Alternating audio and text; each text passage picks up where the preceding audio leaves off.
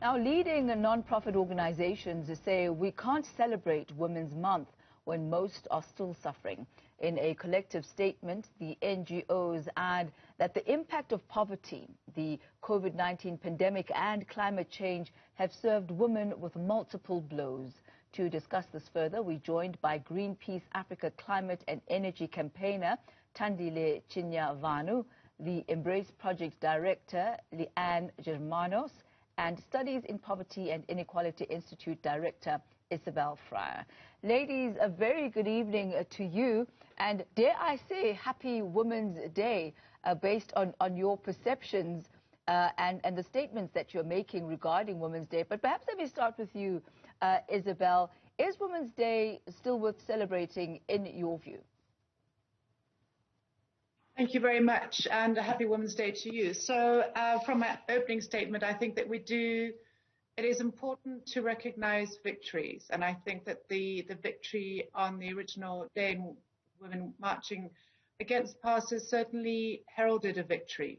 I think we need to, however, take a look and see what the current challenges are and what the successes are that we've won, what lies before us to address. And where apartheid victimized women because of the color of their skin, I think that our country and globally, women are being victimized because of poverty, because of unemployment, and because of the burden that is carried by women in terms of social reproduction, raising children.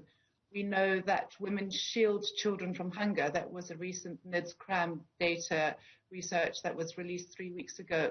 So the levels of poverty and hunger that are faced by households are carried by women. And I mean, one of the things that really is worrying is the levels of mental illness that have risen as a result of COVID. So I think what we need to do is we need to take stock and say, what are the solutions, such as a basic income grant going forward, that will enable women to know that their burdens are not just theirs, but are shared by us as a nation. Just like on that original march, thousands of women came out and said, this is not just your struggle, this is our struggle collectively.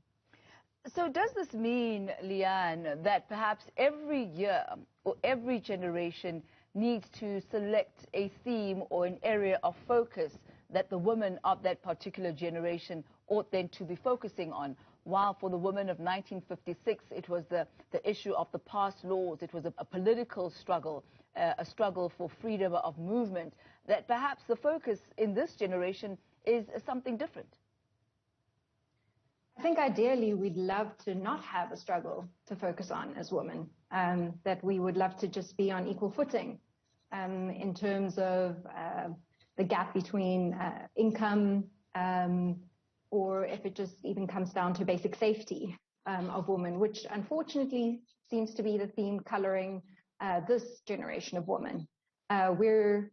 Whereas in 1956, women were protesting past laws based on racial discrimination, we are now protesting the right to live, which is a bit concerning. We're also protesting our right to safety, our right to freedom of person, to freedom of movement, and in a sense, it's quite a bit more dire.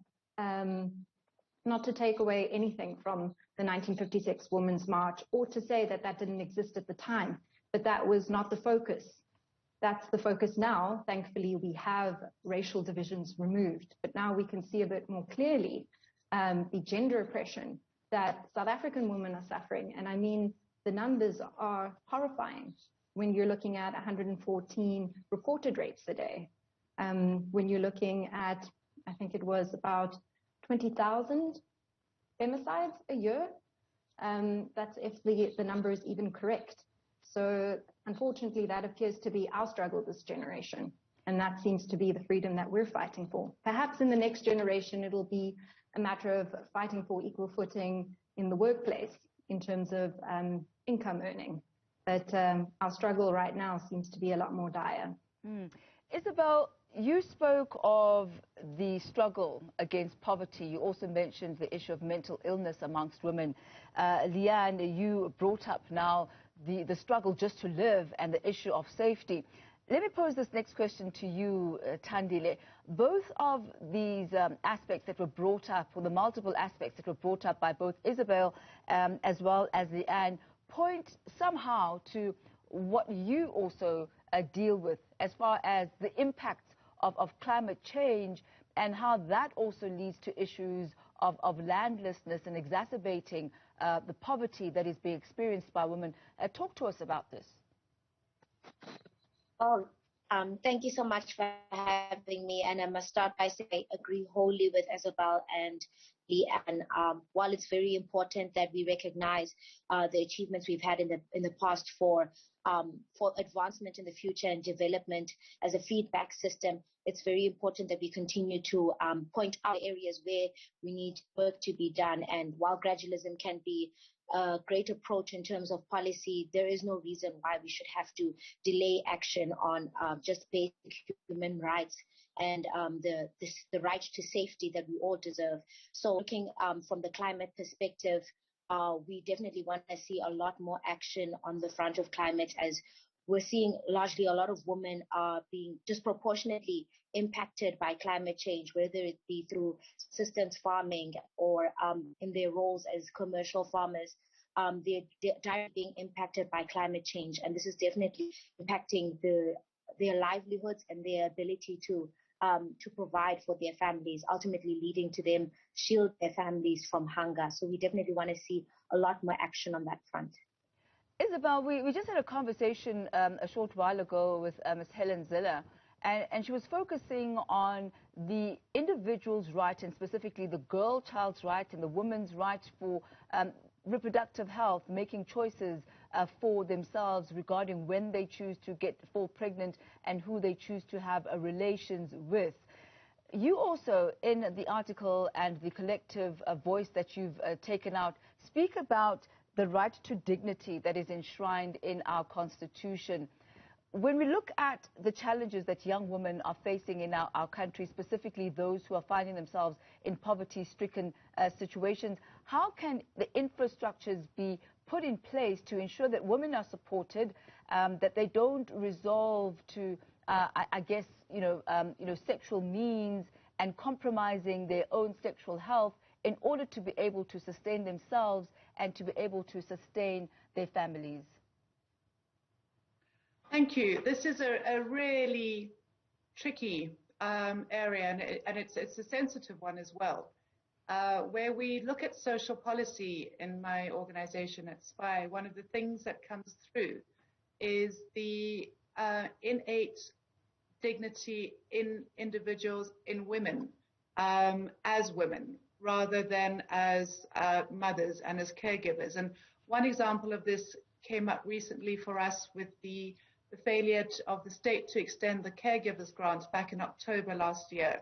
If you'll recall, a special caregivers grant was given to women, to caregivers, 99% of whom were women who looked after children, and men were entitled to a social relief of distress grant in their own right. But because the women were receiving grants on behalf of the children that they looked after, they were denied access to social relief of distress grants. And I think, and SPY made a number of very strong statements about this, saying that women need to be seen as rights holders, whether it's dignity, the fundamental right to dignity and equality, and access to health rights, to social security, to food, because we are people, not just because we care for children. Now, we also know that caregiving is one of those silent burdens that women generally carry in society. And that's one of the reasons why we're saying that through social policy, through giving access to women in their own right to income, we would take a huge stigma away from the poverty that rests silently on women's shoulders, because they would themselves be the holders of this right rather than just because they have access to children. And we know that many people talk down women's access to children's grants because they say that women just fall pregnant in order to get the grants. Now, our research shows that that is fundamentally not true. But we're also faced with the kinds of social policy that says this is the only way that you can access income right now. And so we are incredibly welcoming of the social relief of distress grant that specifically goes to women as well. But we also say that the kinds of conditions, such as the fact that you have to be unemployed to get the grant, all of these things work against women's ability to use the kind of income to generate their own income, to start their own businesses. We need to be so careful that we see the right holder as being the primary focus of our policies and that things are built around them. So that was a very long answer to your question, but in order to affirm women's rights to dignity, we need to see people as holistic human beings in the communities that they live, but primarily as rights holders themselves. Thandile, you talk about the link between climate change and food scarcity and how that affects women specifically in farming communities. You also say that the landscape and the environment for women activists in this field is constantly shrinking, with women at times finding themselves targets of a physical and even psychological abuse. Talk to us about that. Well, I'd like to begin by saying that the shrinking in the civil engagement field that we're seeing right now is broader and beyond just women. But what we have recognized is that there's definitely legitimization of the way in which women are treated and the violence that they experience, not only from the communities or the companies that they challenge, but as well as the political leaders in their communities. And examples of this that we've seen in the past year or so have been Mamfikile Jangase, who was murdered in her home in Folos, as well as the continuous violations that we see of Nont and Butoma. So these are quite concerning incidents where we see women come forward and come assert their right to access to land, as well as the right to their to safety. But instead of being met with the proper engagement that civic engagement should be met with, they're being met with violence. And so this is completely unacceptable, and we want to see a movement away from this in our country, and a movement towards embracing engagement, as we always have. Women have always been at the forefront of engagement and activism in politics, and we should be treated with dignity as these individuals that are campaigning for the rights that we deserve. Leanne, as we round up this evening, there have been promises of legislative change. The President has put together the Emergency Response Fund. There's also the GBV Fund. How far do these initiatives go in raising awareness against GBV and also protecting women from assault? Thank you for that question. I think that's the whole upheaval. That's the whole upheaval around Women's Day this year.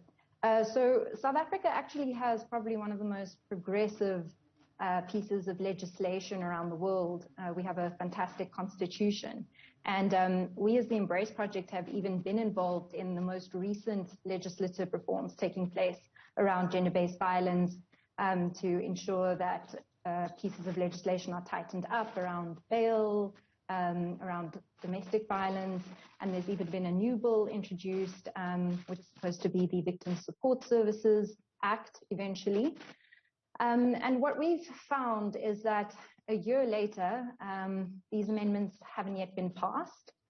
The GBVF Response Fund was set up to provide funding for institutions that are meant to assist and protect victims of gender-based violence. And we have an emergency response action plan, which is supposed to be a 6-pillar action plan put together by the presidency, allocating certain tasks to different departments within the government. That's from 2019. We've recently seen reports from the Commission on Gender Equality that's basically said that that plan hasn't really been implemented very well in the departments that were meant to carry out the plan.